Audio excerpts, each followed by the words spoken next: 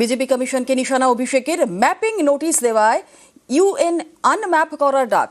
বারুইপুরের সভায় বিজেপি কমিশনকে এক হাত।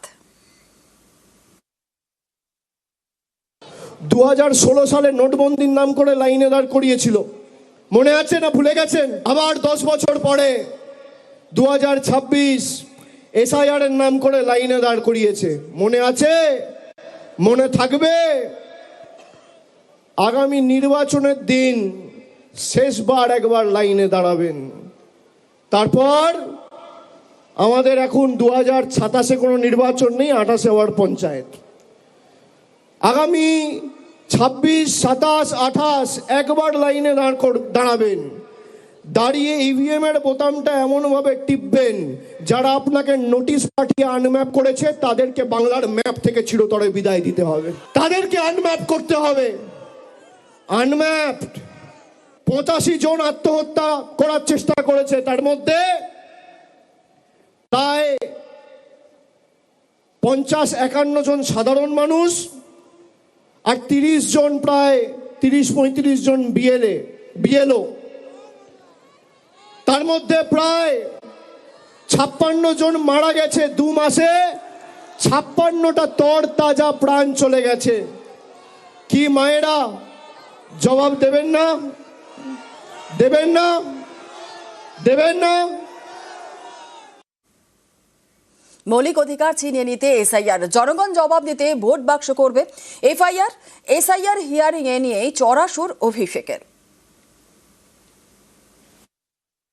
আমরা এদেরকে বাংলা বিরোধী বলেছিলাম, শুধুমাত্র বাংলার প্রকল্প নয়, বাংলার রাস্তা, বাংলার বাড়ি, গরিব মানুষের 100 দিনের পারিশ্রমিক, 100 দিনের কাজের বরাদ্দই বন্ধ নয়।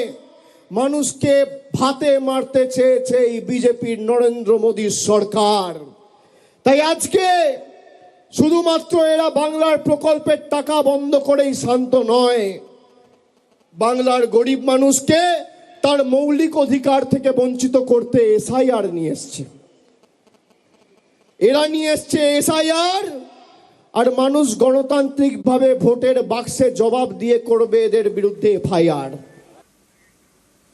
জীবিত হয়েও খসড়ায় মৃত 3 জনকে নিয়ে র্যাম্পে হাঁটলেন অভিষেক। মেটিয়াবুরুজ কাকদ্বীপের 3 জনকে নিয়ে র্যাম্পে অভিষেক। বারুইপুরের সভায় কমিশনকে তীব্র আক্রমণ অভিষেকের।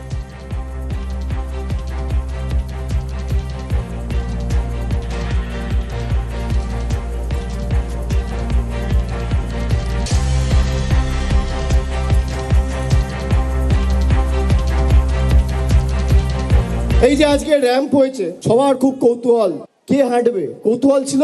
এই র্যাম্পে আজকে আমি 3 জন ভূতকে হাঁটাবো, 3টে ভূত। আমার পাশে 2 জন ভদ্রলোক, একজন ভদ্রমহিলা আছে। এই 2 জন ভদ্রলোক দিয়ে দেখছেন, 2 জনের বাড়ি হচ্ছে মেটিয়াবুরুজ বিধানসভা, আর বৌদির বাড়ি হচ্ছে কাকদ্বীপ বিধানসভা। কজন দেখছেন? কজন? ইলেকশন কমিশন এদের দেখতে পাচ্ছেন না, এদের মৃত ঘোষণা করে দিয়েছে। এই জন্য আমি র্যাম্প বানিয়েছি। আর এরকম 3-4টে কেস না, খালি দক্ষিণ 24 পরগনা জেলায় 24 জন রয়েছে যারা জীবন্ত বহাল তবিয়তে রয়েছে, কিন্তু এদের দেখিয়ে দিয়েছে মারা গেছে। কোনোদিন মৃত ব্যক্তিদের র্যাম্পে হাঁটতে দেখেছেন? দেখেছেন? দেখেছেন? এই কারণ আমি তৈরি করেছি যে এদের কি চক্রান্ত, বাংলার মানুষ যাতে ভোটাধিকার প্রয়োগ না করতে পারে এদেরকে মৃত দেখিয়ে দেওয়া হয়েছে। আরে আমরা যতদিন আছি একটা মানুষের মৌলিক অধিকার আমরা যেতে দেবো না। দিল্লি আগামী দিন তৃণমূল যাবে, বিজেপির দালালরা তৈরি থাকো, ভ্যানিশ কুমার তৈরি থাকো, তৃণমূল দিল্লিতে যাবে। র্যাম্পে হাঁটতে বাধ্য করেছে বিজেপি, যাওয়ার আগে হাঁটতে হবে। অভিষেককে পাল্টা কটাক্ষ শ্রমিকের।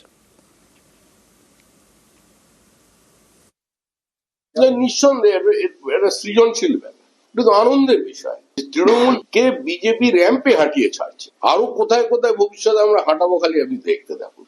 এর আগে র্যাম্পে হাঁটতে হাঁটতে ক্যান্ডিডেট ছেড়ে দিয়েছিলেন, এবার র্যাম্পে হাঁটছেন, তারপরে আবার কোন রাস্তায় হাঁটবেন দেখুন।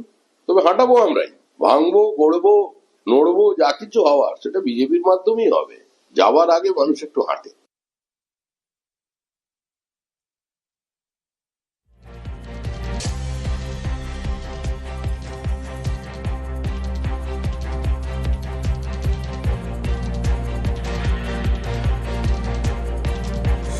কমিশনের তালিকায় মৃত বারুইপুরের সভায় জীবিতদের হাঁটিয়ে কমিশনকে তোপ।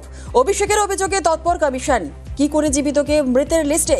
গাফিলতি কার? ডিএম এর কাছে কি তথ্য?